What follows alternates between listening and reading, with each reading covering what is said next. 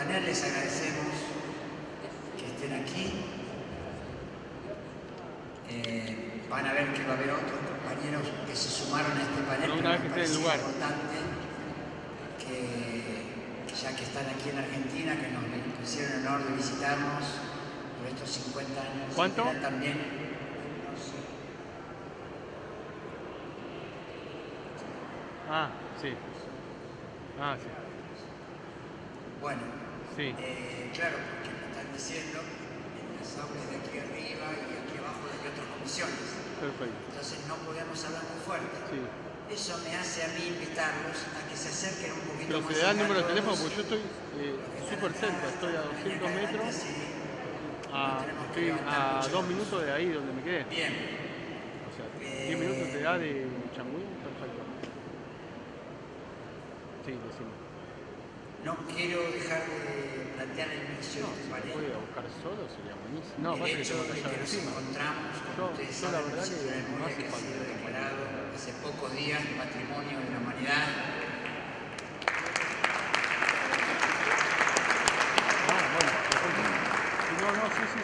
Y la CETERA nuestra central de trabajadores, tuvo mucho que ver en el apoyo y transmisor también de esta necesidad de que en el mundo, ¿no? A través de la Internacional de Educación, en varias reuniones que tuvimos con la UNESCO, para apoyar que sea declarado Patrimonio Histórico. Y lo logramos, así que estamos muy contentos que justo la primera actividad que se realiza en este sitio sea el aniversario de los 50 años de CETERA. Ustedes saben que por aquí pasaron más de 5.000 compañeros y compañeras. Este sitio de tortura, de muerte.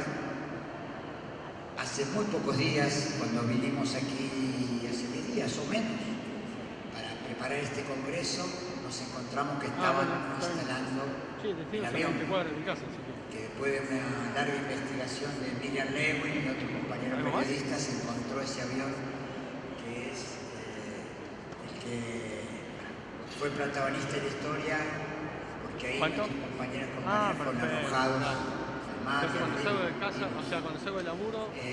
así que verlo ahí es muy fuerte, muy fuerte. Pero también nos sentimos orgullosos junto con madres, y este es el espacio de hijos, de abuelas, madres, y este espacio de hijos, que ante ese horror, la muerte, el secuestro, la desaparición, el robo de bebés, estemos hoy haciendo un acto que es de la vida, ¿no? De la educación pública, con nuestros estudiantes, con nuestros docentes, es decir, es la contracara total y absoluta de lo que significó este centro. Así que eso nos pone muy orgullosos. Pero para entrar entonces en nuestro panel, políticas educativas, avance privatizador y resistencias contrahegemónicas en América Latina, tenemos aquí a compañeros de la región y tenemos a dos entrañables compañeros y compañeras, al cual el primero va a ser el que voy a presentar ahora, que es Pablo Gentili. Muchos de ustedes lo conocen, doctor en educación, profesor de la Universidad del Estado de Río de Janeiro, fue director de Flaxo Brasil, secretario ejecutivo de Claxo, secretario de Cooperación y Acciones Prioritarias del Ministerio de Educación de la Argentina. Actualmente es ejecutivo senior del Banco de Desarrollo de América Latina, CAF, que no se llama más CAF. Bien, pero además de presentarlo así con todo lo rimbombante de su currículum, para nosotros es un compañero de lucha histórico de esta CETERA, o sea que él es parte de estos 50 años. Pero además quiero decirles que cuando fue secretario de Cooperación y Acciones Prioritarias del Ministerio de Educación de la Argentina, cuando le fuimos a llevar una idea, que era que en nuestro ministerio esté la figura de Paulo Freire, él inmediatamente se puso al hombro de esta actividad, la llevó a cabo a pesar de algunas burocracias que siempre existen en nuestro ministerio. Él las pasó por arriba y logramos que el Ministerio de Educación de Argentina sea el único ministerio del mundo que tenga la figura de Paulo Freire dentro de sus paredes y en este caso a la entrada del edificio. Así que, Pablo, estaremos eternamente agradecidos con vos. Bueno, le damos la palabra. Bueno, buenos días, buenas tardes a todas y a todos. Es un honor muy grande estar aquí en este lugar, como decía Eduardo, gran amigo, compañero, hermano de tantas luchas. Ya pasaron 50 años de Cetera y muchas y muchos de nosotros pasamos casi 40 años cercanos a Cetera de una forma, muchos de ustedes como militantes directos, activistas, dirigentes y otros trabajando desde otros frentes, pero siempre próximos a esta gran organización que nos ayuda tanto no solo a defender el presente de la educación pública, las banderas del pasado de la educación pública, sino también a imaginar un futuro nuevo para nuestra educación democrática en la Argentina y en América Latina. Pero decía, estamos aquí en este lugar que fue un lugar de muerte, de dolor, de silencio, celebrando, como decía Eduardo, la vida, celebrando el futuro, celebrando la educación y estos 50 años de Cetera. Me gustaría traer tres cuestiones muy rápidas, porque somos muchos y Cetera ha tenido siempre una gran actividad internacional. Como yo, que soy argentino, pasé los últimos más de 30 años en Brasil. He tenido la oportunidad de estar junto a Cetera en muchos de los foros internacionales de los que ha participado Cetera a través de la Internacional de la Educación, de la Internacional para América Latina, de todos los foros y ámbitos que Cetera ha promovido. Por eso también es tan importante esta mesa, escuchar más a las compañeras y compañeros que vienen de América Latina. Pero decía, me interesaría colocar tres cuestiones. La primera, relativas a los desafíos de la privatización y las luchas contrahegemónicas, que es el tema de esta mesa. La primera, que vivimos hoy, una cierta paradoja, podríamos decir, porque el conocimiento siempre fue un factor fundamental de desarrollo de la humanidad desde que los seres humanos se constituyeron como homo faber, como sujetos que empezaron a modificar la naturaleza y su entorno para poder vivir y sobrevivir. Siempre el conocimiento fue un factor de producción, siempre el conocimiento fue un valor esencial y siempre fue motivo de luchas y de disputas. Y por eso la lucha por el conocimiento y la lucha por el control del conocimiento es la lucha de la humanidad. O como después podríamos ver, la lucha de clases, la lucha entre los sectores que pugnan por imponer o construir modelos hegemónicos de sociedad. Algunos para tornar el conocimiento un bien común, público, socialmente abierto y disponible para todos y todas, y otros que luchan para transformar el conocimiento en una mercancía cada vez más concentrada y cada vez más acumulada y privatizada. Pero como quiera que sea, aunque esto siempre existió, hoy estamos en un momento muy especial de nuestra historia, porque esta etapa del desarrollo capitalista que estamos viviendo, de la globalización a escala mundial, es denominado el momento del capitalismo cognitivo, porque nunca el conocimiento fue tan central en las dinámicas de producción, acumulación, distribución de nuestras sociedades como hoy. Nunca cumplió un papel tan central en la innovación, nunca cumplió un papel tan central en los niveles de productividad, de competitividad y por supuesto en la toma de decisiones de nuestras economías, pero un tema que por supuesto impacta directamente en la política y en la vida cotidiana de los sujetos, porque en definitiva todo lo que interpela nuestra vida cotidiana hoy está de alguna manera vinculada a niveles de innovación cada vez más rápidos y acelerados que nos hacen funcionar, trabajar, vivir, sufrir, desear, amar a partir de alguna cosa en la cual el conocimiento ha tenido un papel. Y esto lo vemos de manera clave no solo en la política, sino en nuestras escuelas. La pandemia, claro, aceleró, por ejemplo, la llegada de las nuevas tecnologías a las escuelas, pero esto ya estaba y por supuesto cada vez más el conocimiento es revalorizado como un valor esencial en nuestras sociedades. Curiosamente, en este momento en el que el conocimiento es tan central, es cuando más se han cristalizado en el mundo los niveles de diferenciación, segmentación, precarización de los sistemas educativos nacionales. Y lo que mucha gente se debería preguntar es ¿por qué? Porque en definitiva, si cada vez más el conocimiento es fundamental para el desarrollo de nuestras sociedades, ¿por qué parece ser que los gobiernos, no solo de los países periféricos, semi-industrializados o pobres como los nuestros, sino también de los países más desarrollados, parecen persistir en políticas que tienden a dualizar los sistemas educativos, generando un sistema educativo precario para los más pobres o los sectores medios que no acceden a los niveles más altos de educación o a las instituciones de mejor, entre comillas, calidad del sistema educativo, y por qué ese bien tan preciado es cada vez más concentrado. Claramente en América Latina, que es lo que nos interesa al menos aquí, esto tiene que ver con el lugar específico que ocupamos nosotros como naciones en ese modelo de capitalismo cognitivo. El conocimiento es cada vez más fundamental para transformar nuestra vida cotidiana, nuestra producción, la política y nuestra subjetividad. Pero nosotros en ese capitalismo cognitivo nos cabe un papel, el de ser productores de materias primas, de commodities, de bienes primarios que se exportan al mundo con bajísimo nivel de desarrollo, de agregación de valor agregado, y por lo tanto con poquísima intervención de la tecnología o del conocimiento altamente especializado y calificado.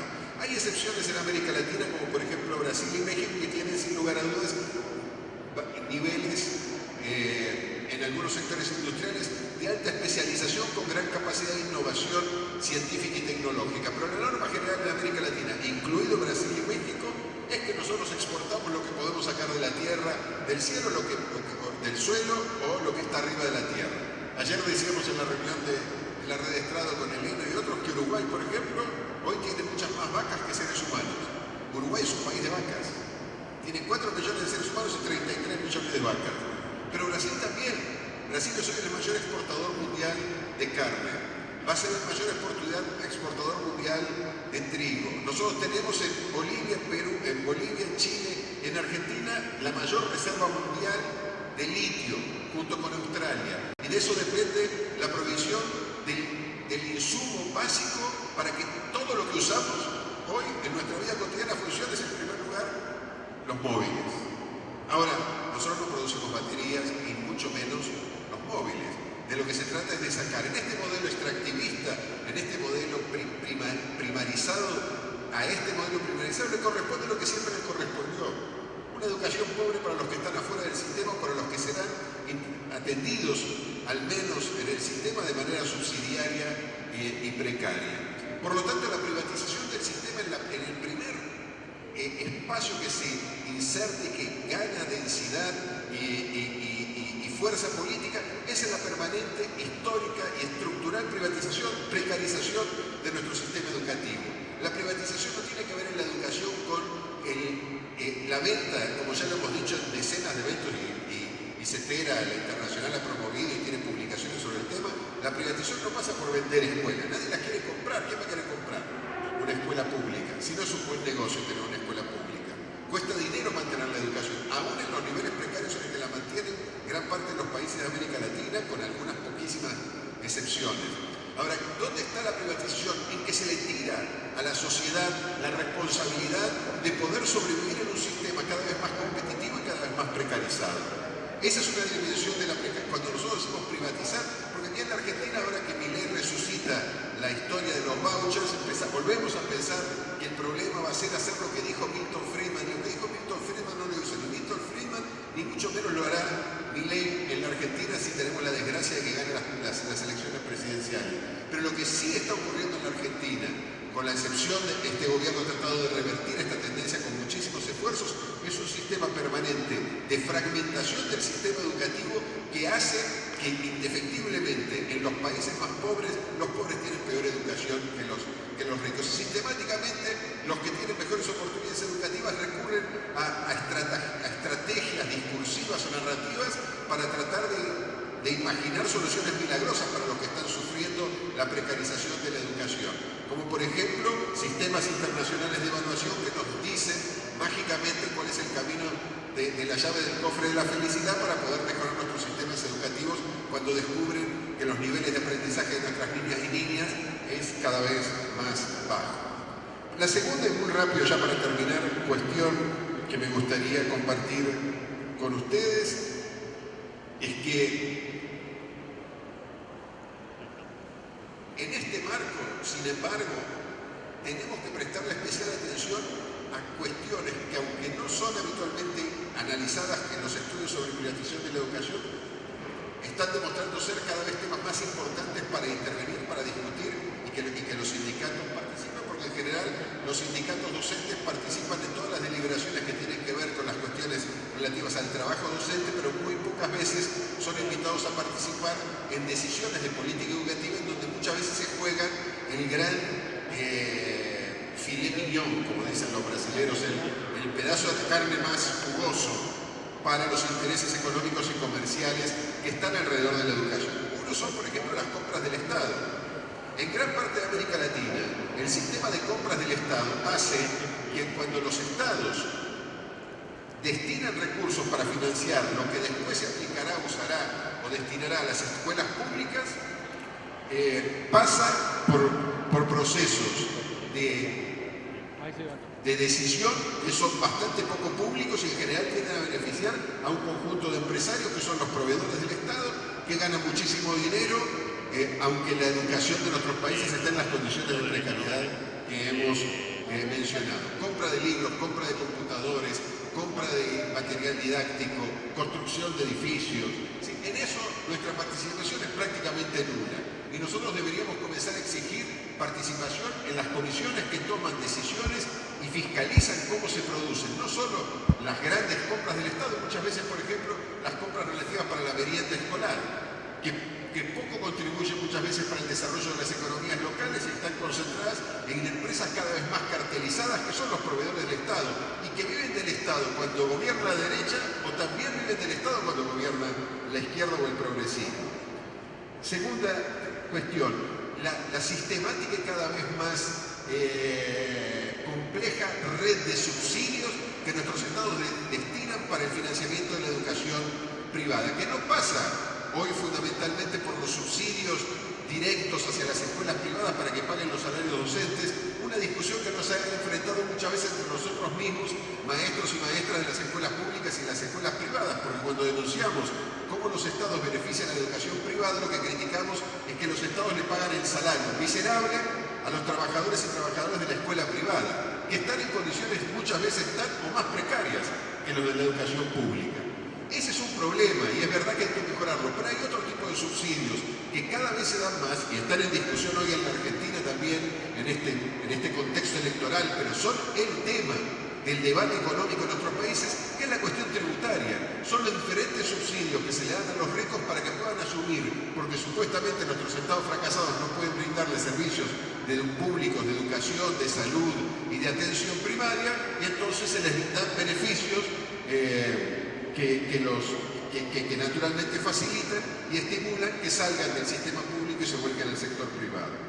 Y en un nivel particularmente en donde esto se da muy claro también es en la educación superior, donde el proceso de privatización de la educación lleva a que se cartelicen cada vez más los grupos de empresas que tienden a comprar las instituciones privadas de educación superior. Esto ocurre mucho en Brasil, por ejemplo, en donde aunque está prohibido que participen de la compra de instituciones universitarias empresas extranjeras, las empresas extranjeras se asocian, se alían, crean ficciones jurídicas que les permiten apropiarse de las instituciones públicas. Y por último, ¿dónde está la disputa? La disputa hoy está en una cuestión, y ya lo hemos dicho y repetido muchísimas veces, pero tenemos que volver a ponerlo, en un problema de sentido, de entender qué es lo que está pasando. Gran parte de nuestra comunidad educativa no entiende muy bien qué es lo que está pasando, y es verdad que el fracaso de muchas de las promesas de mejora de la educación, no solo en los gobiernos de derecha, sino también en muchos gobiernos progresistas, lleva a que la gente descrea cada vez más de la escuela pública y descrea cada vez más de aquellos que defendemos la escuela pública. Por lo tanto, ahí hay una batalla de ideas, de sentidos, de narrativa que tenemos que dar.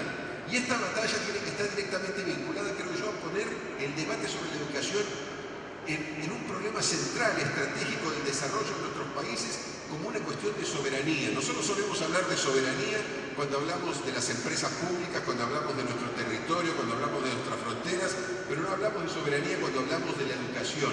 Y el problema de la persistente precarización de nuestro sistema educativo, de la segmentación y diferenciación del sistema, de la permanente transferencia de los recursos públicos de la educación a beneficiarios privados, y de la evidencia cotidiana de las familias más pobres de que la escuela que tienen para sus hijos no es la que quieren, la que desean o la que merecen, lleva a que persistentemente coloquemos la educación en el terreno de las decisiones personales.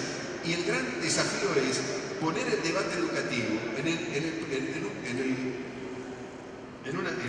como les decía, en el eje central del debate de la soberanía. Y el debate de la soberanía tiene que ver con el debate de qué futuro se quiere construir. La soberanía no tiene que ver con el presente solamente, ni mucho menos con el pasado. Esas son las visiones de la derecha sobre la soberanía, que son profundamente patrioteras en el sentido peor de la palabra, se apegan a los símbolos, se abrazan a ciertos valores y desconsideran el enorme elemento aglutinador y articulador de luchas que puede tener la soberanía cuando se piensa como perspectiva de futuro. O sea, ¿qué sociedad van a tener nuestros hijos y hijas? ¿Qué escuela vamos a legar a nuestro futuro? El actual sistema de privatización en un contexto en este contexto de capitalismo cognitivo nos presenta un panorama desolador para la escuela pública, un panorama verdaderamente catastrófico, pero también nos presenta la enorme oportunidad de poder transformar el debate y la lucha por la educación pública en el gran espacio, en el gran territorio para discutir el futuro. Y a ustedes no les quepa ninguna duda de que por eso es que sistemáticamente maestras, maestros, comunidad educativa, intelectuales, universidades que trabajan en el campo educativo sistemáticamente son marginados de los grandes debates de la agenda nacional y sistemáticamente son postergados en la academia porque la educación es la ciencia menos importante de todas, por supuesto mucho más importante la sociología, la ciencia política, y ni hablar las ingenierías que la educación. Los que trabajamos en la educación, fíjense ustedes, yo venía en el coche para aquí y con esto termino, la candidata Bullrich de la derecha argentina, del partido del expresidente Macri, dice, teníamos una escuela buena, ¿quién la arruinó? Los sindicatos kirchneristas. A mí particularmente, además me molesta enormemente que digan kirchneristas con S. Pero lo importante no es eso, sino el que ella identifica claramente quiénes son contra quién. ¿A quién hay que identificar? ¿A quién hay que criminalizar? ¿A quién hay que sacar del debate? ¿A quién hay que cerrarle la voz? ¿A quién hay que silenciar? ¿A quién hay que condenar? A los sindicatos. Porque los sindicatos docentes continúan siendo el único espacio en donde hoy en nuestras sociedades se está poniendo en discusión no solo lo que pasó en los últimos 50 años, en donde Cetera tuvo un papel tan central, sino en lo que pasará en los próximos 50. Y ese es el territorio de lucha que nosotros tenemos que conquistar. Muchas gracias.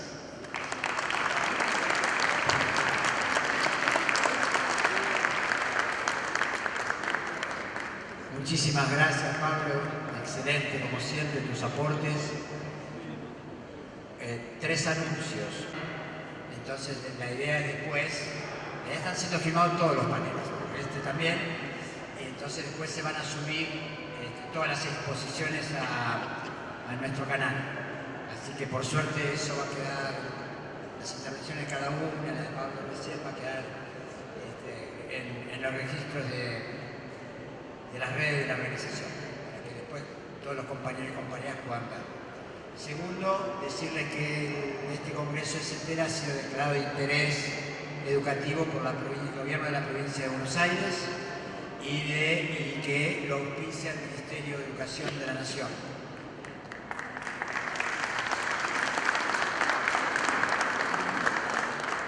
Ahora le vamos a dar la palabra a la compañera Liliana Pascual, que está aquí a mi izquierda, licenciada en Sociología y doctora en Ciencias de Educación de la Universidad de Buenos Aires, coordinadora del área de investigación y evaluación de programas, directora nacional de información y evaluación de la calidad educativa y subsecretaria de Planeamiento, Prospectiva e Innovación en el Ministerio de Educación de la Nación.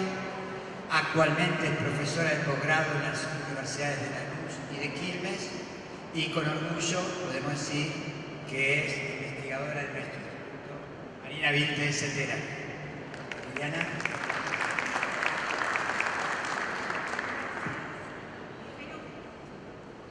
Primero quiero agradecer a la Cetera en un día tan especial de invitación y quería decirles que el trabajo que voy a presentar acá son algunas de las conclusiones o resultados de una investigación que hicimos justamente en el Instituto Marina Vilte de La Cetera durante la pandemia, sobre los avances de la privatización en nuestro país, no solo a nivel de todo el país, sino también con los estados subnacionales, o sea, a nivel de las jurisdicciones provinciales.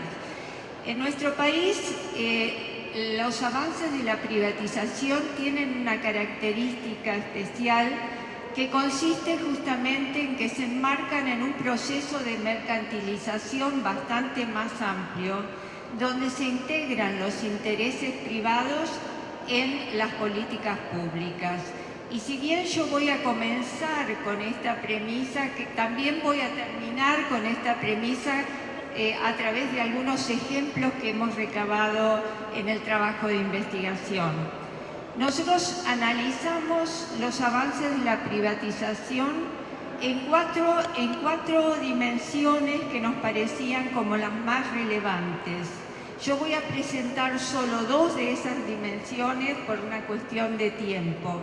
Las cuatro dimensiones que analizamos fueron, por un lado, el desarrollo de las plataformas, de los recursos didácticos y de los contenidos, la formación, el avance de la privatización en la formación docente y también de estudiantes, porque se dio la particularidad que hubo una oferta importantísima de cursos de formación para los estudiantes del último año del secundario.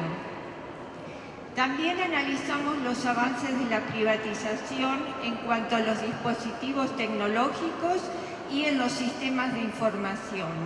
Estos dos últimos aspectos no los voy a desarrollar por una cuestión de tiempo. En cuanto al desarrollo de las plataformas, voy a dar algunos ejemplos de los muchos que recabamos alrededor del país. Uno de los ejemplos más paradigmáticos es el caso de Tigmas. Tigmas es un nuevo desarrollo de la empresa Vidatech, una de las compañías más innovadoras en contenidos educativos digitales para Latinoamérica.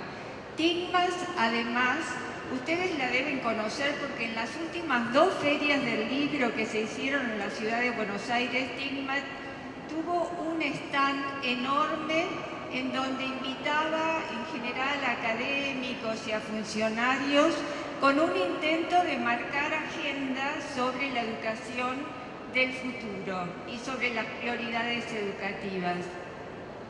Tigmas se unió a Google y actualmente es partner de Google, con lo cual ofrece contenidos educativos a todas las escuelas primarias y secundarias del país.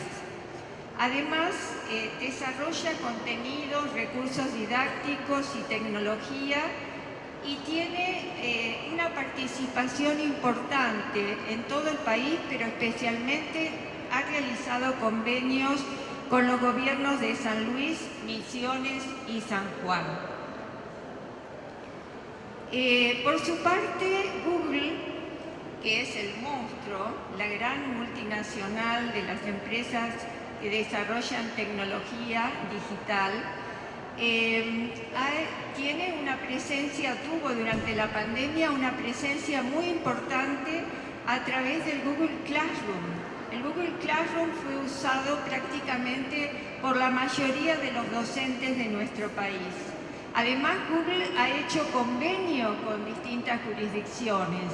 Por ejemplo, en la provincia de Santa Fe se hizo un convenio para que todos los docentes pudieran disponer la plataforma digital Google for Education para todos los niveles, preescolar, primaria y secundaria de todas las escuelas de la provincia.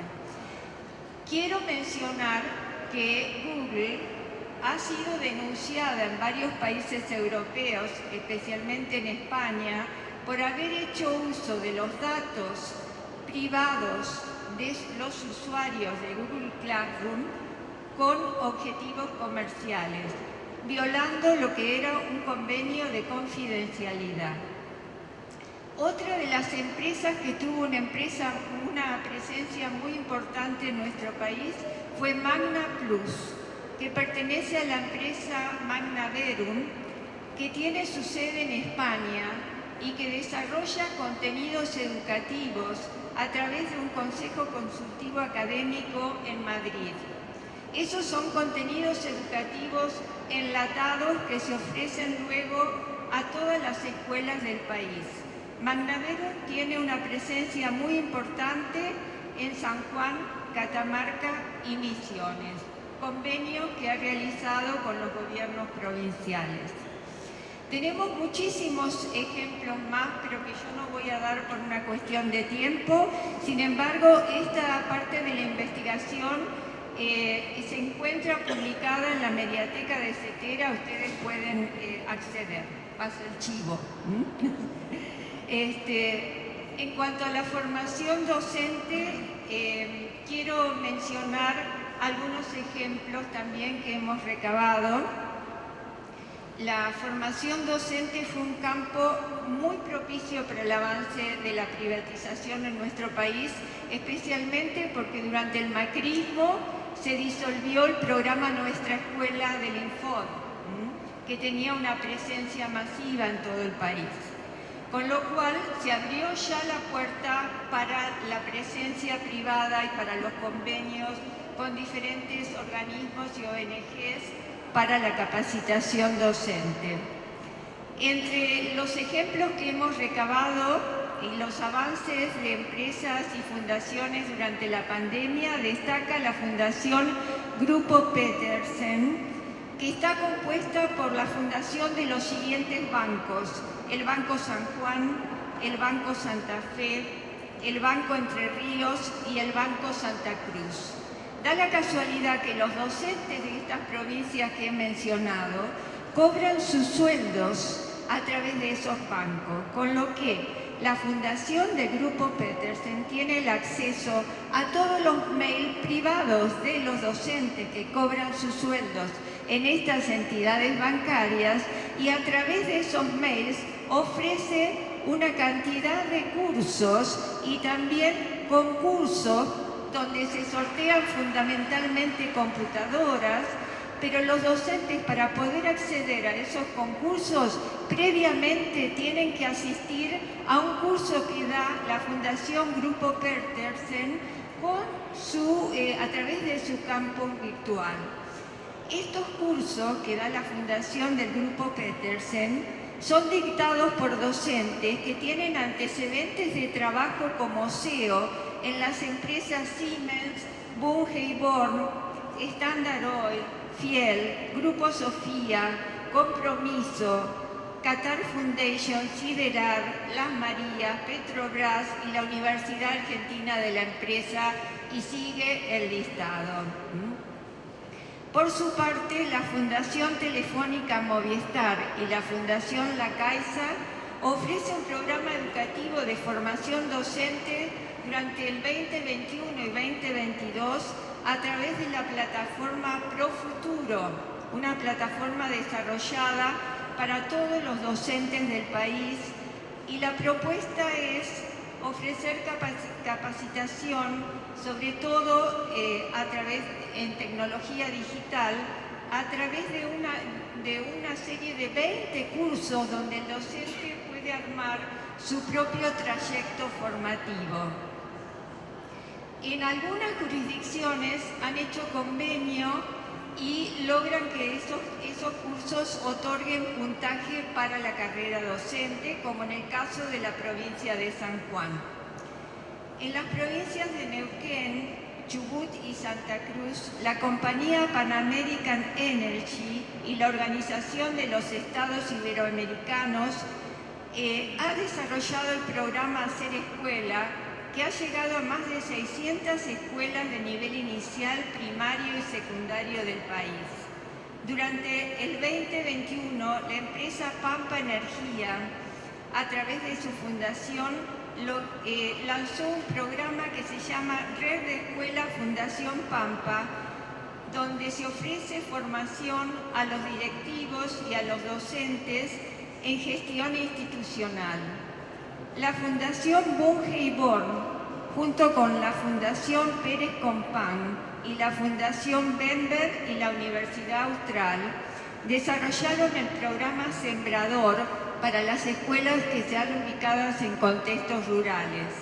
Este programa Sembrador lo que intenta...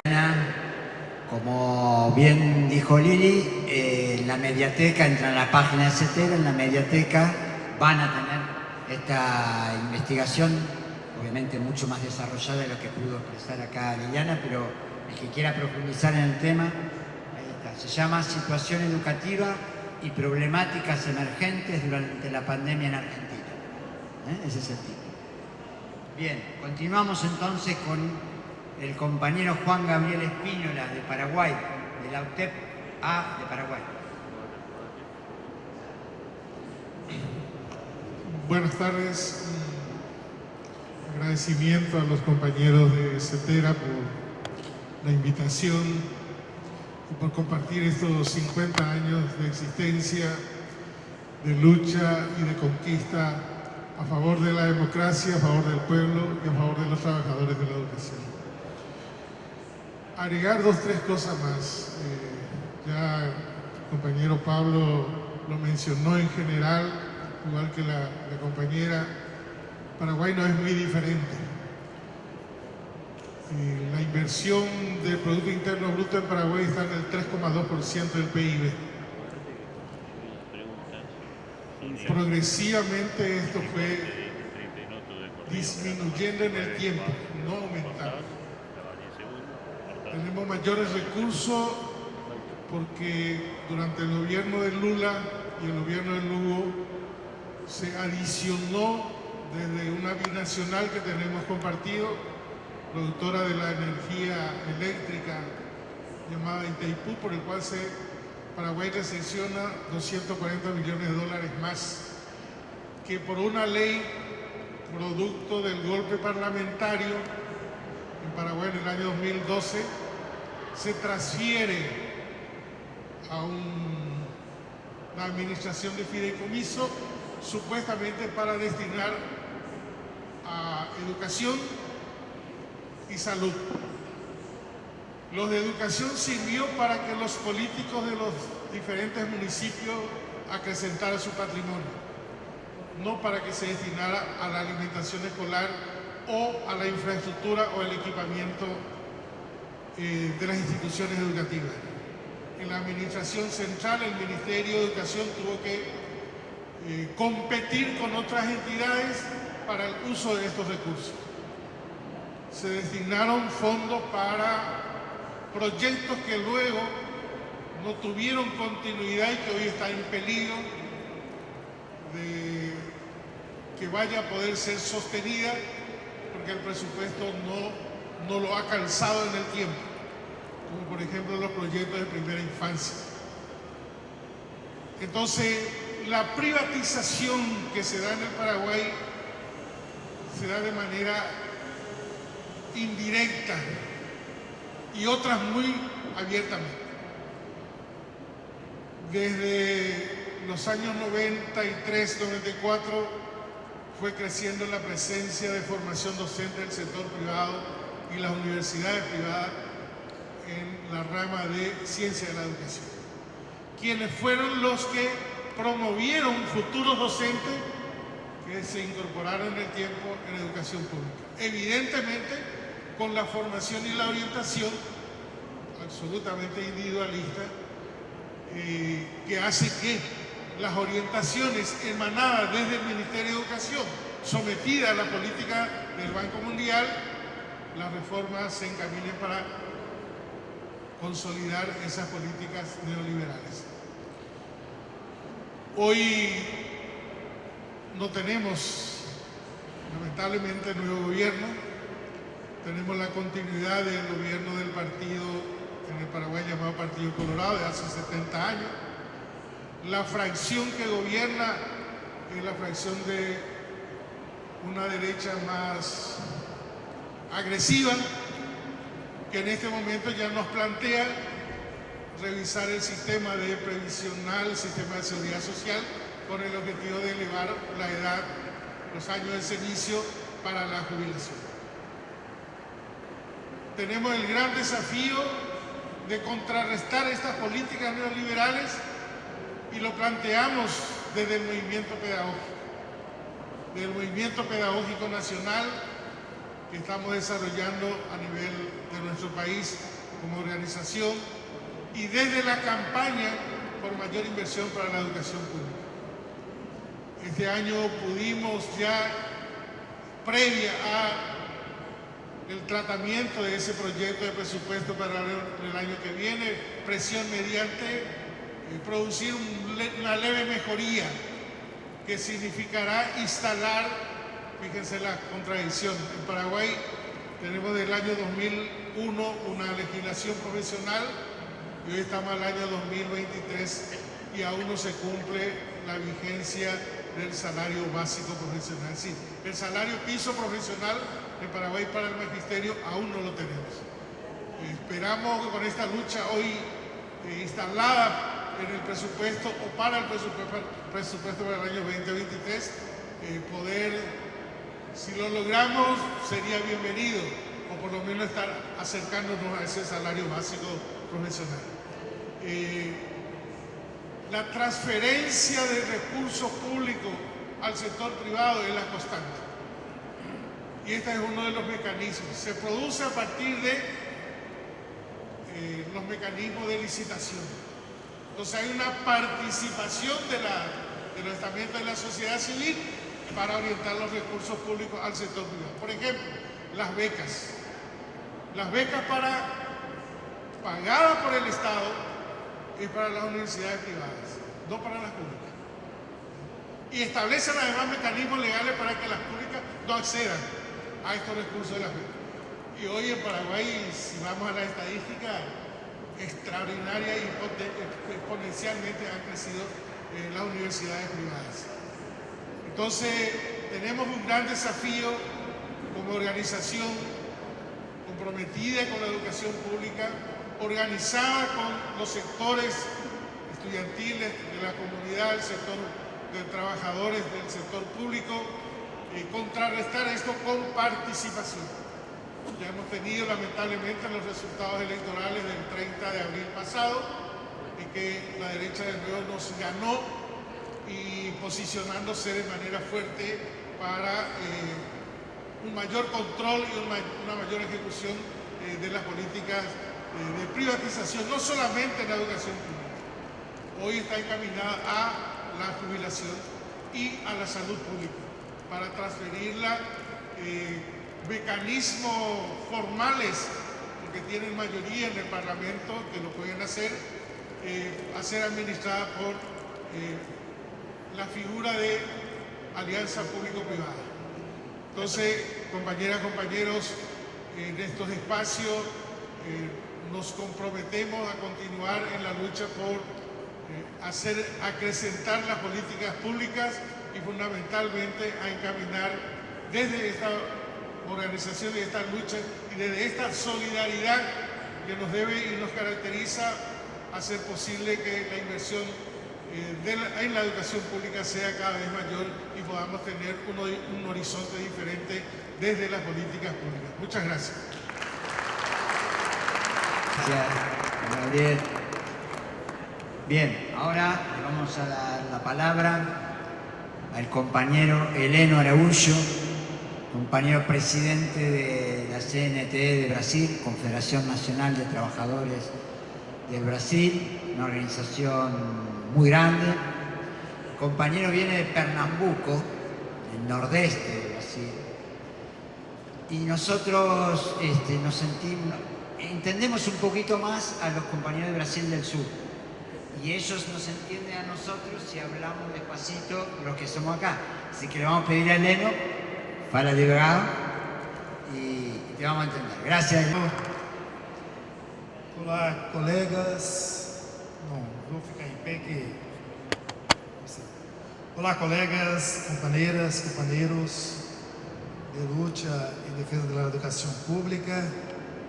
Quero cumprimentar as companheiras, os companheiros deste painel de debate e fazer as felicitações à CETERA pelos 50 anos de existência. Felicitações às pessoas, todas as pessoas que fizeram e fazem a existência de La Ceteira, que esta presença, como diz Paulo Freire, que também nasceu no estado de Pernambuco, Recife, que as pessoas, né, nós transformamos as pessoas e as pessoas transformam o mundo. Então é nessa transformação coletiva, nessa existência de entidades sindicais como a nossa, que faz a transformação necessária neste mundo. Trouxe algumas informações do Brasil para compartilhar neste debate, colocando um pouco no cenário que temos a educação pública e a educação privada em Brasil. As matrículas dos estudantes 2023 nos traz um quadro de grande presença do setor público em algumas etapas da educação em Brasil. Na primeira infância, 73% estão em creche e pré-escolas públicas e 27% privadas. Na ensinança fundamental, 83% nas escolas públicas, 17% escolas privadas. Na escola secundária, temos 88% em escolas públicas e 12% em escolas privadas. Na educação profissional, temos 58% nas escolas públicas e 42% escolas privadas. Quando chegamos na ensinança superior, há uma inversão nesse processo, Pablo já se tocou. Temos 23% de matrículas em universidades públicas e 77% de matrículas em universidades e faculdades privadas. Então, a inversão de processo colocado nesse cenário, um cenário que para a educação básica, nós temos em Brasil um processo de financiamento da educação básica. E neste financiamento, o Estado garante por ano a um estudante da ensinança fundamental em torno de $1.000. Temos desde 2014 a exigência em lei de termos o custo aluno qualidade. Para alcançar o custo aluno qualidade, é necessário que o Estado brasileiro aumente o valor de financiamento do aluno para $2.000, para que tenhamos as condições mínimas de atendimento ao direito à educação das nossas crianças, jovens e adultos. Na escola privada, as famílias pagam ao ano em torno de $5.000 para garantir a permanência do seu estudante na escola privada. Então, a distorção desse processo de atendimento é, claro, todo aquilo que o Pablo já falou nos outros casos. Uma tendência de precarização da educação pública, da escola pública, para facilitar a privatização e o deslocamento da escola pública para a escola privada.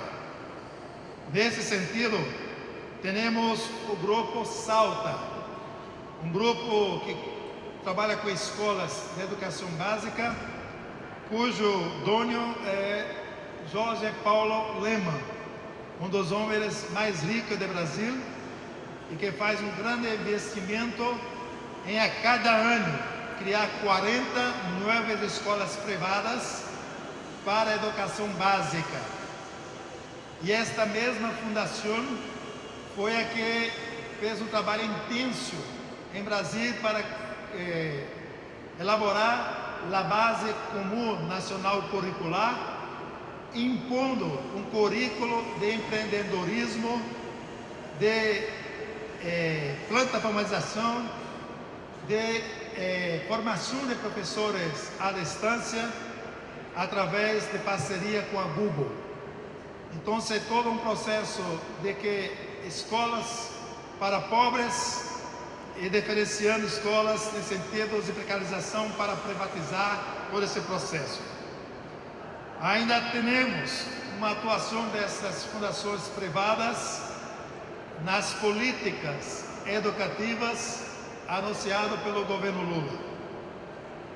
No último momento foi anunciado o programa Compromisso Nacional com Criança Alfabetizada. Temos em Brasília 27 unidades federativas, 26 estados e o Distrito Federal.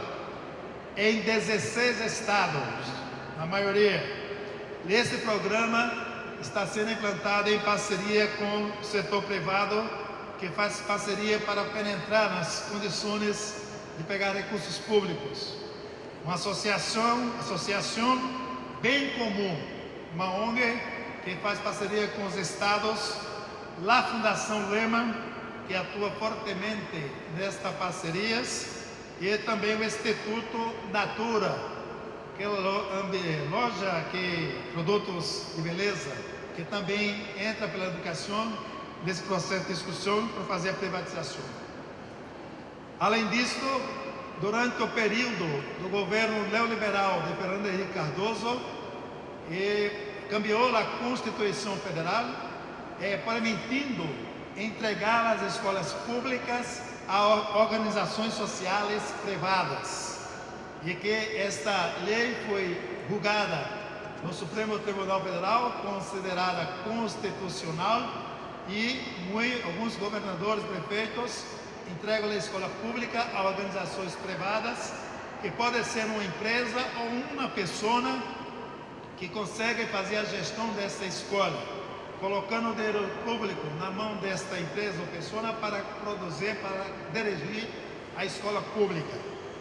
Além disso, durante o governo de Jair Bolsonaro, foi criado um programa de escola cívico-militar, a entrega da escola pública a militares jubilados que vêm administrar a escola pública, repassando o dinheiro da educação para o Ministério da Defesa para fazer esse processo de administração das escolas, mudando todo o contexto curricular, educacional, pedagógico da escola, colocando no ritmo de preparação militar, uniformização, corte de cabelo, como usar roupa, não pode usar brincos, então todo um controle sobre os nossos jovens nas escolas.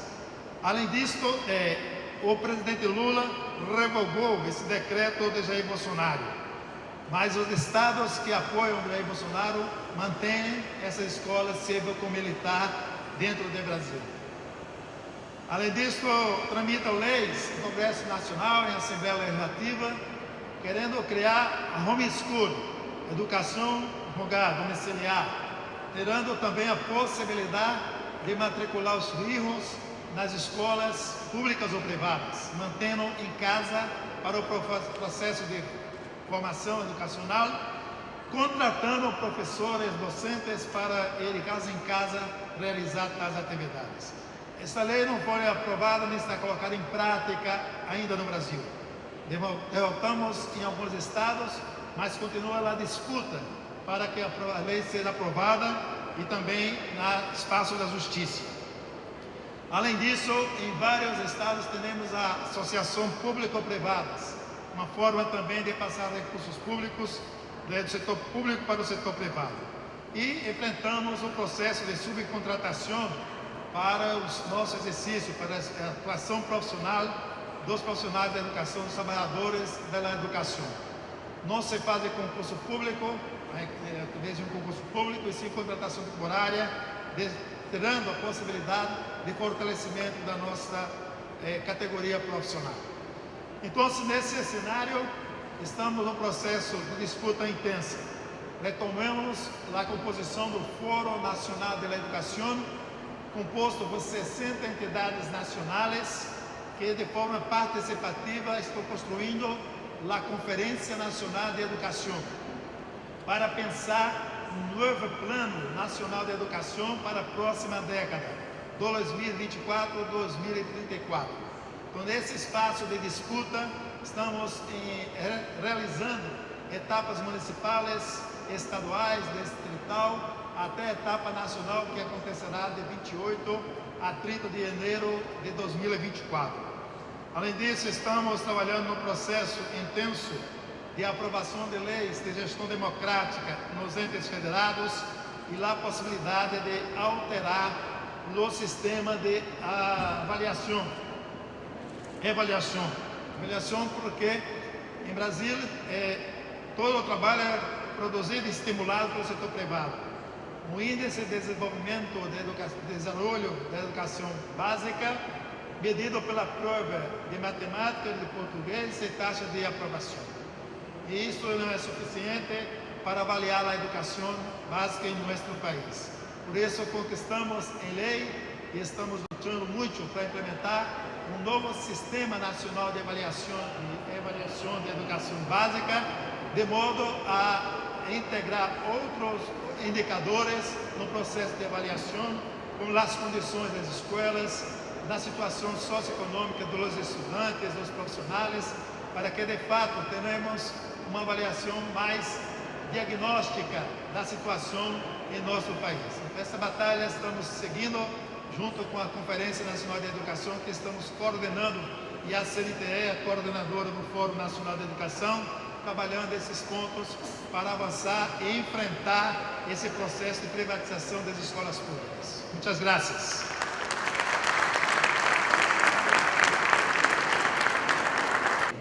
CONAP.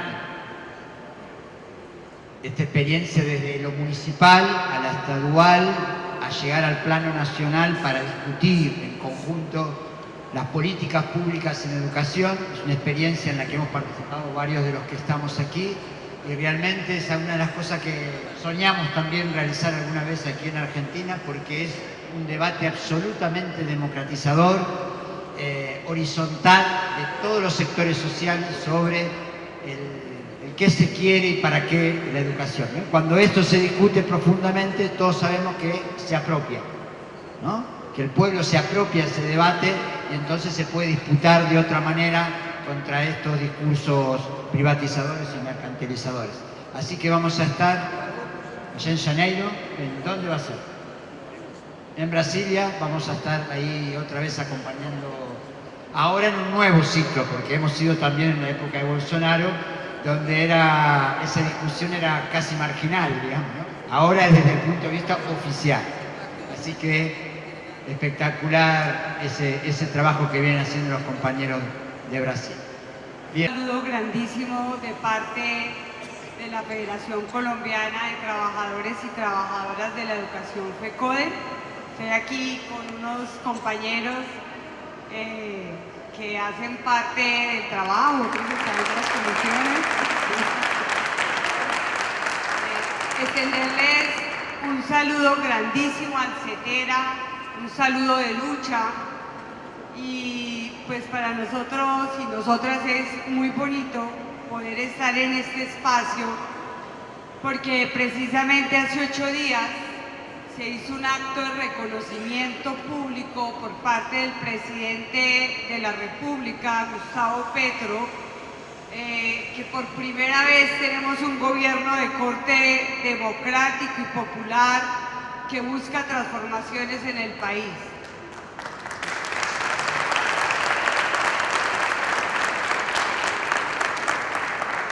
Y tenemos gobierno, pero no tenemos poder.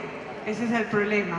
Entonces la lucha en Colombia está muy intensa, está muy compleja, y parte de la disputa es la educación pública. Durante los gobiernos anteriores, desde el gobierno de principio del siglo, vino un impacto muy fuerte que transformó la educación. Por un lado, un recorte presupuestal que se dio en el 2001 y en el 2007 y nos terminaron pues de enterrar en el 2016. Entonces nosotros tenemos un déficit presupuestal inmensísimo en la educación pública. Estamos hablando aquí preescolar, básica, media, que es donde, digamos, tienen los asociados FECODE. Pero por el otro lado, la educación superior, digamos, tuvo una serie de reformas, pero básicamente durante los años 2014 al 2012 al 2018 se implementaron dos sistemas. Primero uno que se llamaba Estudiantes por Excelencia y la otra era CEP Pilopago. Y cogieron los recursos de la universidad pública y lo entregaban en becas a los mejores resultados en las pruebas estandarizadas. ¿Esto a qué llevó? A que las universidades privadas coparan, pero duplicaran casi el precio de las matrículas para ocupar los bonos. Entonces, subieron el costo a los privados y se llevaron el presupuesto de lo público. Hoy la educación está en una profunda crisis económica y financiera y sale la ley de gratuidad, pero aún no están los recursos suficientes. En el caso de nosotros, digamos, FECODE es la organización más fuerte. Nosotros somos 270.000 afiliados y afiliadas y hemos logrado mantener la educación pública, pero nuestra pelea hoy es porque pase una reforma de financiación de la educación que está sobre la base del Sistema General de Participaciones. Digamos que esa se está trabajando y hoy, hace 15 días, el 12 de septiembre, se radicó la ley estatutaria de educación para plantear la educación como un derecho fundamental. ¿Por qué? Porque en la Constitución era obligatoria la educación de los 5 a los 15 años, pero vista como servicio, quien la pudiera ofertar. Y si bien la lucha de FECODE ha mantenido un 80% la educación pública financiada y administrada por el Estado, a la par vienen cantidad de instituciones que han sido concesionadas. O sea, igual que en Brasil, se le entregan a terceros. Entonces, esto ha sido una pelea constante de FECODE, de sus sindicatos filiales, para recuperar estas instituciones educativas. La propuesta durante el gobierno de Uribe, que fue, digamos, muy fuerte, fue entregar las instituciones a algo que se llama cajas de compensación familiar, pero sobre todo a comunidades religiosas, a comunidades de base. Sin embargo, él nos dice a nosotros, todo el uribismo, toda la derecha, nos dice adoctrinadores, pero él entrega esto a las comunidades religiosas y a otros entes. Entonces siempre ha habido una disputa muy fuerte frente a la educación pública. Y es claro que el papel de FECODE ha sido fundamental en los cambios de la educación, en el pensamiento crítico.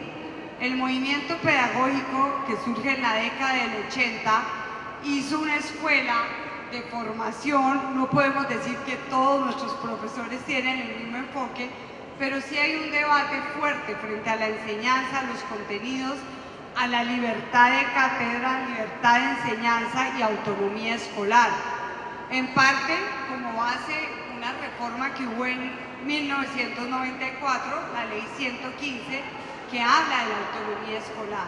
Y en medio de muchas contradicciones, pues ha habido una constante tensión, porque en las instituciones educativas se implementa un currículo nacional igual, estandarizado, con las mismas pruebas que conocemos, donde los consejeros de los ministros han sido algo que se llama los empresarios por la educación.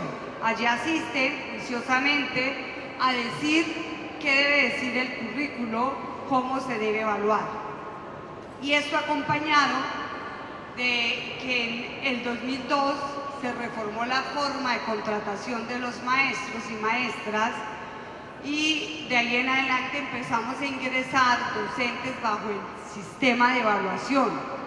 Ya completamos de los 330.000 maestros que hay en todo el país, 200.000 maestros estamos bajo sistema de evaluación, evaluación de ingreso, evaluación de desempeño, evaluación de ascenso, con situaciones muy graves que nos cerraron el escalafón hace 5 años a los nuevos, los antiguos se los congelaron hace mucho, los salarios son menores que los de nosotros, pero pues no tienen encima el sistema de evaluación. Entonces, fue toda una política que llevó a que se transformara el currículo y esas tensiones están allí. Digamos que nosotros hemos sido resistencia, sí, bueno, ya él es de FECODE, vea, ya tiene la chaqueta, Eduardo ya está con nosotros. Hemos sido resistencia y quiero cerrar con esto. Durante las décadas del 80 y del 90 se dieron unos periodos de violencia antisindical muy profundos, pero previo a toda la reforma educativa del 2001 y 2002 de recortes, se dio el pico de violencia antisindical contra FECODE más fuerte. En un solo año asesinaron 98 maestros y maestras. En total, en medio del conflicto armado hay más de 1.100 maestros asesinados. La cantidad de maestros que estamos bajo amenaza somos muchos y obviamente dirigentes sindicales en todo el país. Todo esto porque de alguna manera FECODE siempre ha sido un foco de resistencia, de problematizador, de debate, de discusión, y parte de lo que hoy el país ha logrado transformar se debe a ese trabajo de cuestionamiento. Entonces, sí, hay unas discusiones, unos debates. En este acto de reconocimiento que hizo el presidente hace 8 días, fue a todo el movimiento sindical, CGT, CTC, CUT, que es la más grande, y FECODE, que somos filiales de la CUT.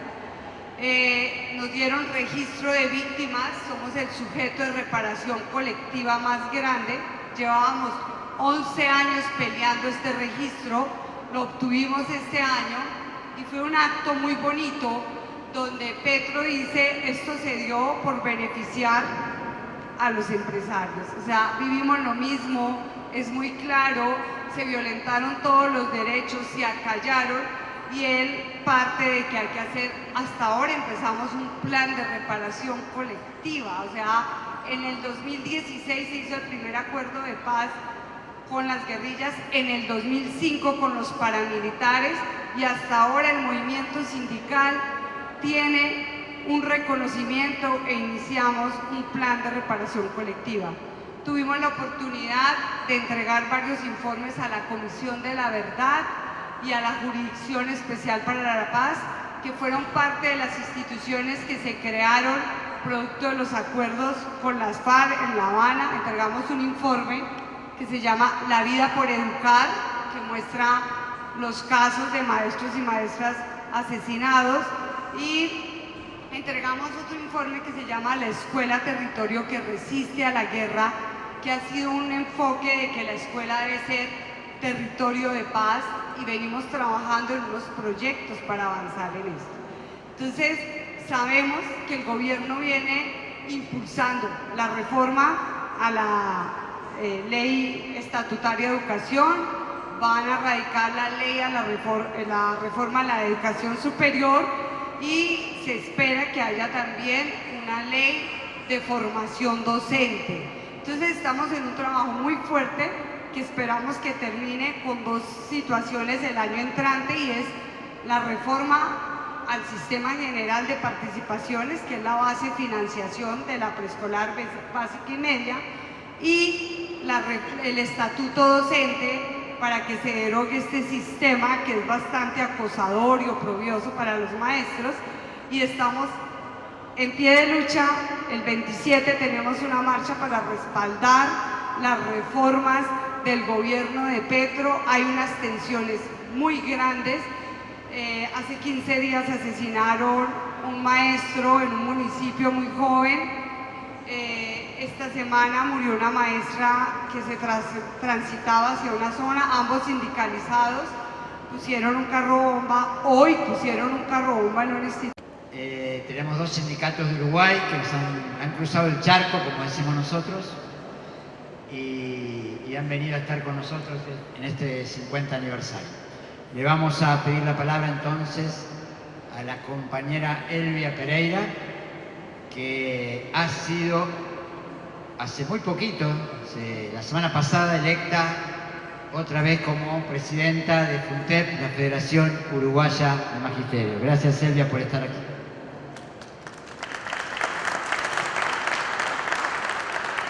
Buenas tardes, queridas y queridos compañeros. Sin duda, un placer estar en los 50 primeros años de CETERA. Agradecerles a ustedes. Y esto que venimos escuchando, Uruguay no está exento, no escapa a todas estas manifestaciones que han hecho los compañeros que me precedieron en el uso de la palabra.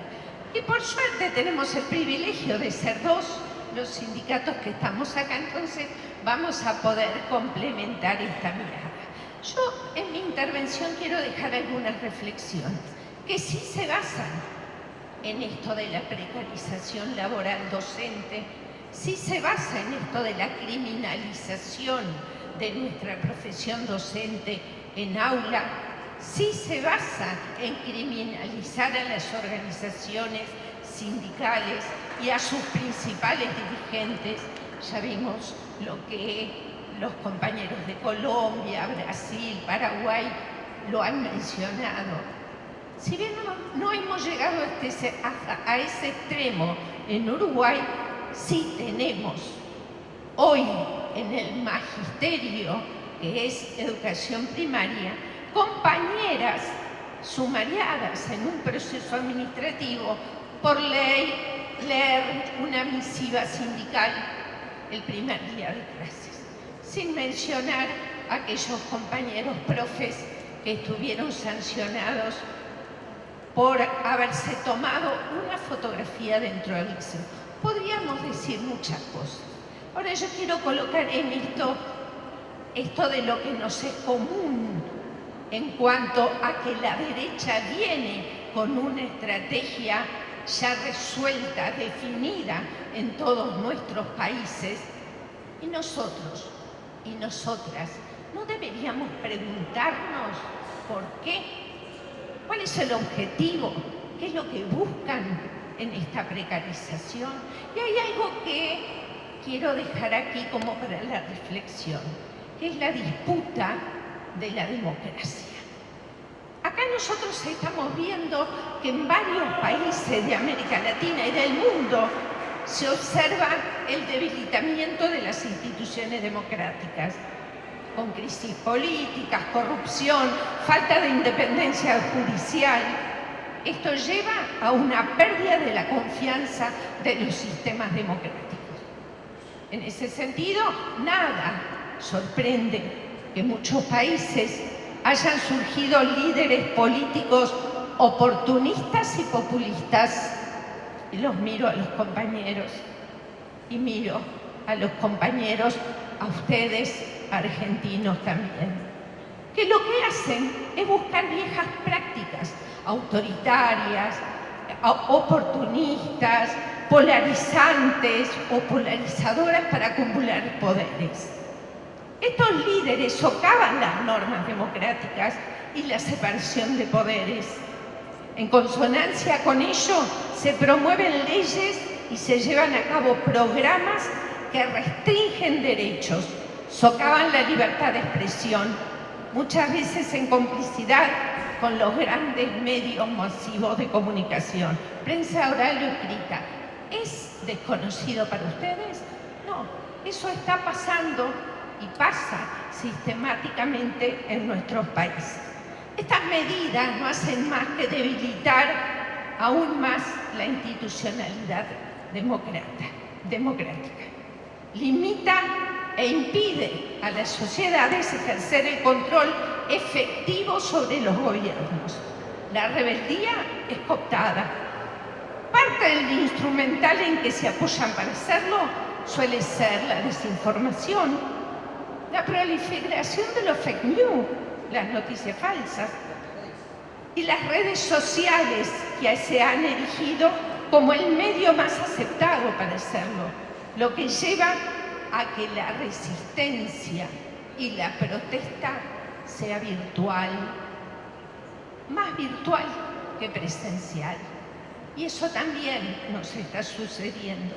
Y aquí el Estado juega un rol clave, tiene un papel preponderante. En nuestro país lo que hace es, o lo que hizo fue, alejarse, separarse y vaciar aquellos lugares donde, teniendo su responsabilidad de garantizar derechos, los dejan vacíos. Porque sí, no, simplemente para después decir, eso así no funciona. El Estado no garantiza derechos a los ciudadanos. Y esto también está en nuestra educación pública. Esto también se ve, esos ataques a la educación pública en nuestro país, en Uruguay. Docentes que faltan, no acuden, no van. Hoy en la mesa de apertura uno de los compañeros hablaba sobre el tema, creo que fue Roberto Baradel. Y efectivamente, decía Roberto, y coincido, hay que atacar el ausentismo docente allí donde lo hay. Ahora, no es el común denominador de nuestra profesión, no lo es. Entonces, si quieren colocarnos un estigma, no trabajamos, somos el peso, una mochila, una carga muy pesada para la sociedad uruguaya. Entonces, hay que buscar por otro lugar. Las demandas sociales vienen por una extensión del tiempo educativo, donde los chicos y las chicas puedan permanecer más tiempo.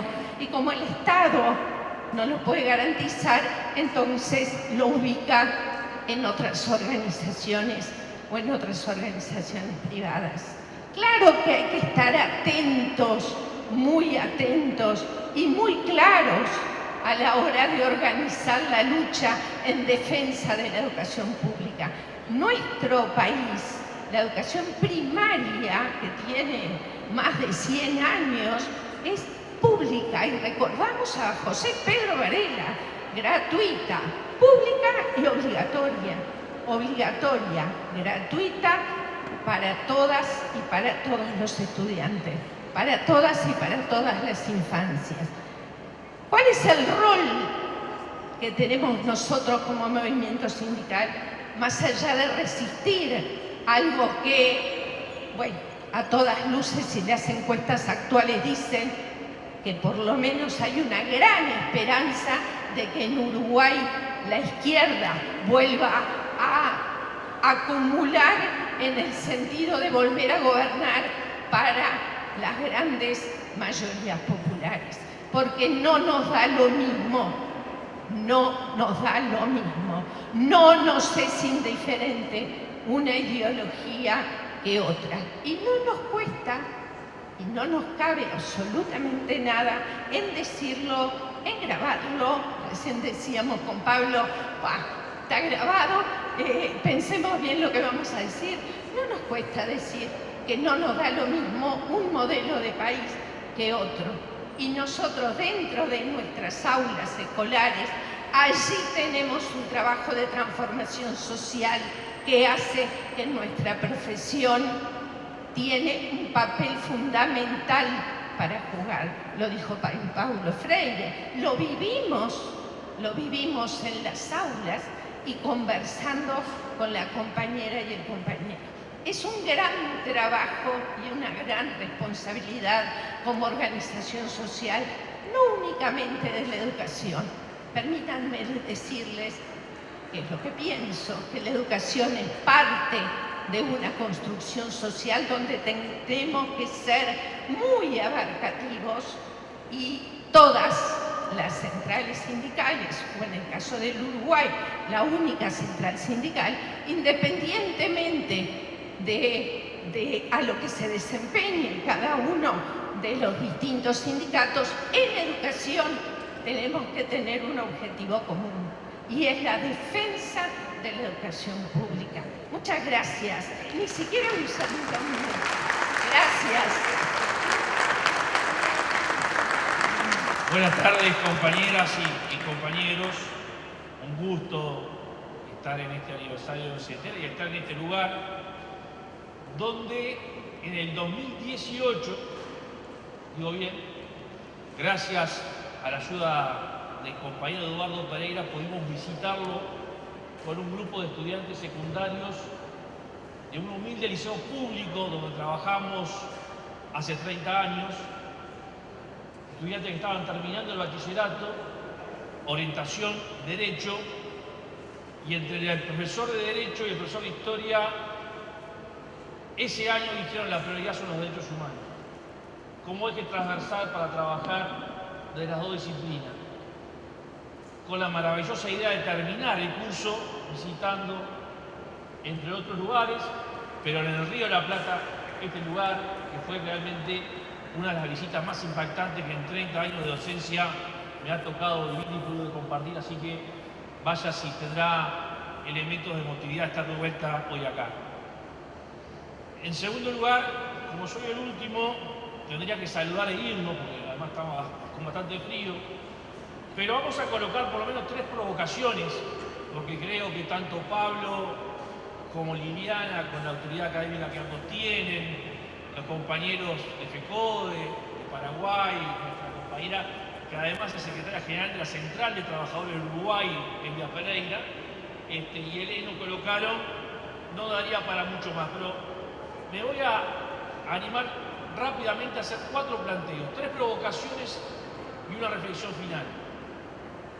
La primera de ellas, hay una pregunta que siempre nos ronda la cabeza y es la que formulase una pedagoga uruguaya hace muchos años, que era ¿para qué futuro educamos?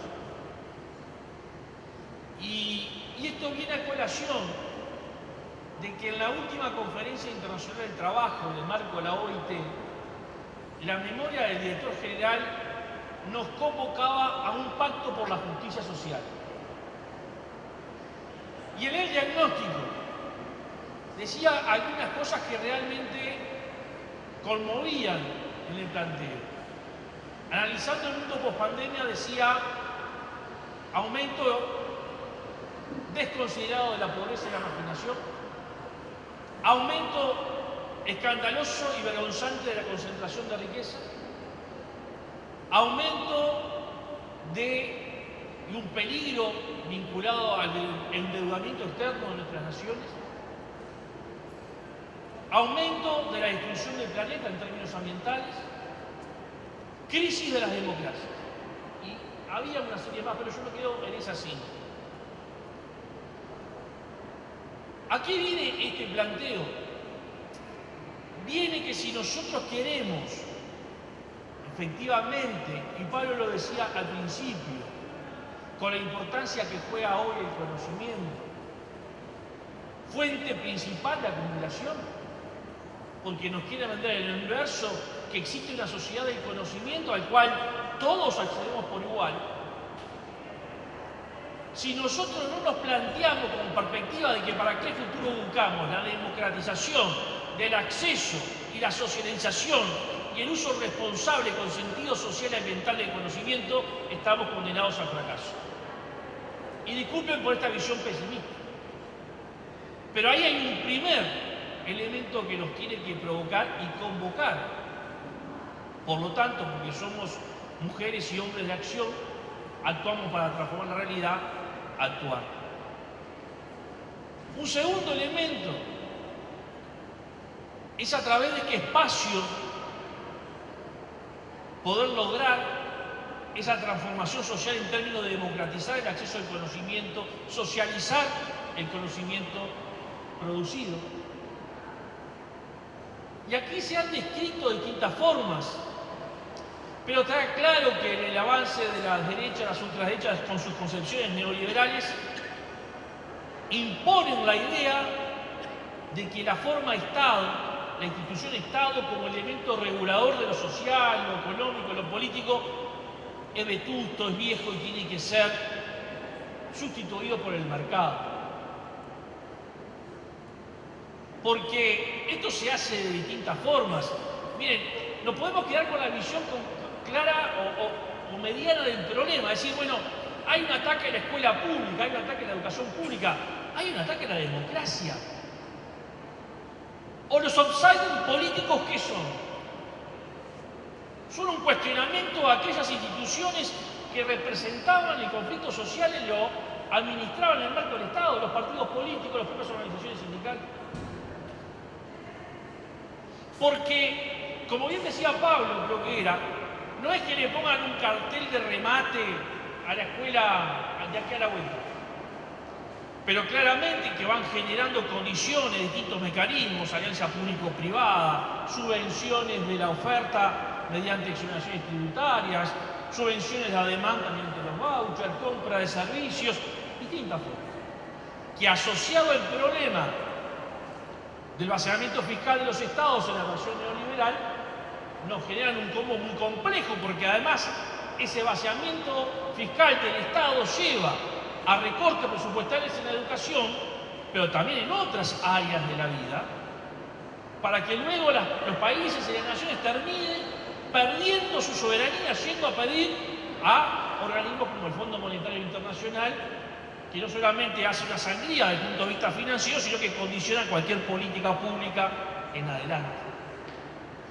Entonces, en este cambio de institucionalidad que se promueve desde la visión neoliberal, también se promueven otras cosas. Entonces pasamos de tener a la educación como un derecho humano y social a una mercancía. Pasamos de tener una responsabilidad hasta intergeneracional a transformar la educación en un elemento de lucro, porque si algo el neoliberalismo nos ha acostumbrado es a mercantilizar todos los aspectos de la vida social. Hasta la muerte. Hoy nos venden cuotas del cementerio donde podemos llegar a estar y lo vemos antes de morir.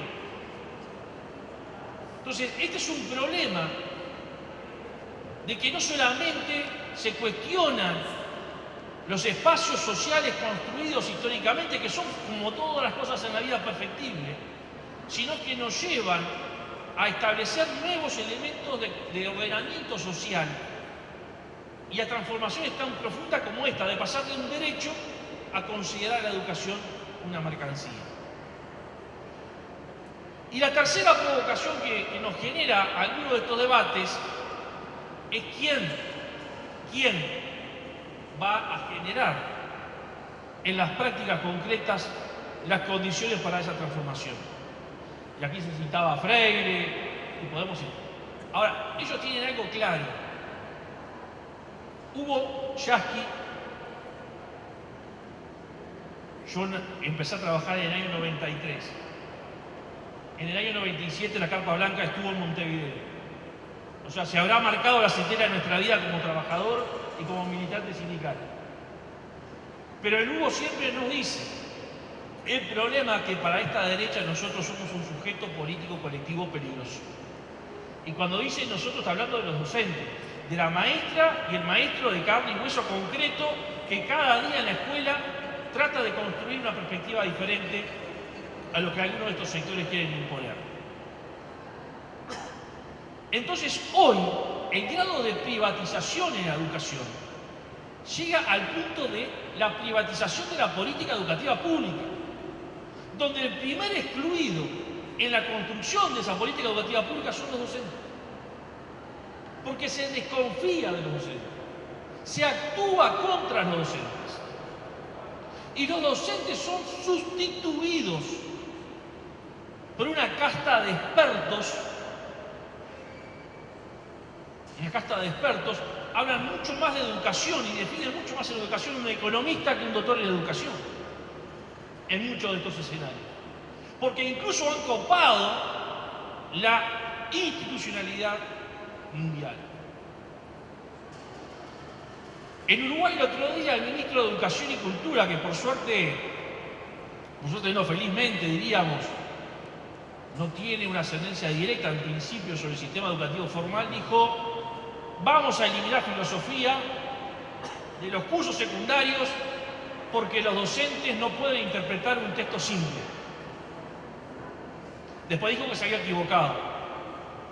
Pero esa es la concepción que prima. Por lo tanto, en muchos de estos gobiernos de derecha y extrema derecha, mucha de la literatura que llega en términos de enlatados bajo el título de reforma o transformación, promovidas por el Banco Mundial, el Fondo Monetario, la OCDE, son propuestas de reforma y transformaciones educativas contra los docentes, porque se parte de la desconfianza de los docentes. Por eso también se los excluye, y allí también hay un elemento de privatización, el de la construcción de la política educativa pública. Dicho esto, y para terminar, compañeras y compañeros, miren, tenemos mucho diagnóstico elaborado, mucho camino recorrido, felizmente una articulación con una buena parte de la academia que forma parte de nuestras filas, porque también reconozcamos que el capital tiene sus intelectuales orgánicos. Pero si nosotros no comprendemos que el centro de la disputa es ideológica y que esa disputa ideológica que tiene que ver con el modelo de sociedad que queramos construir se expresa y se desarrolla en el plano de la política, y eso implica tener capacidad de elaboración programática, capacidad de articulación social y política y capacidad de movilización, podremos tener muchos diagnósticos y muchas quejas, pero no estaríamos transformando la realidad. Y digo esto felizmente aquí, en este lugar y en el marco de CETERA, porque es lo que hemos aprendido de CETERA, no voy a decir unos 50 años, porque yo tengo apenas 50 años, pero por lo menos en los últimos 30 años. Muchas gracias. Gracias, José. Bueno, creo que en este panel ha quedado claro, con todas las intervenciones, que la disputa por la escuela pública, por su financiamiento, por los recursos que destinan los estados nacionales y subnacionales, por el sentido de la educación, para qué, por qué enseñar, recorre toda América Latina. Esa disputa, por lo que se ha visto aquí, y podríamos tener más compañeros de otros países de América Latina y tendríamos los mismos discursos. Y hoy la tenemos fuertemente acá en Argentina, claramente. Está más claro que nunca. Si gana Milei, esa disputa se va a resolver por el lado que nosotros no queremos resolver. Se va para el lado de la privatización lisa y llana de la educación. No va a ser con voucher porque es impracticable.